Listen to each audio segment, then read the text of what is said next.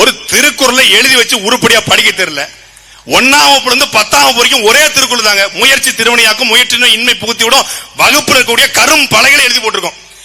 ரொம்ப கஷ்டமான திருக்குறள் இருக்கு, அது கூட வேண்டாம்.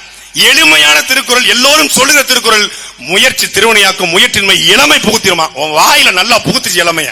இத வாசிக்க தெரியல. இதுக்கு குறளோவியம் படைத்தவரே, நடவாடும் வள்ளுவையே, வாழும் வள்ளுவரே. என்ன வாழும் வள்ளுவர்? வாழும் வள்ளுவர் பெத்த மகனுக்கு கத்து கொடுக்கல ஒரு குறளை. இதுல பெரிய குடும்ப சமீபத்தில் ஒரு நிகழ்ச்சிங்க, அதுல அவர் மீது நமக்கு பெரிய மரியாதை உண்டு ஐயாவின் மீது. ஆனா ஒரு ஏஐ டெக்னாலஜி, இது வரைக்கும் ஏஐ டெக்னாலஜியின் மீது இவ்வளவு கேவலமா நாங்க நினைச்சது இல்ல.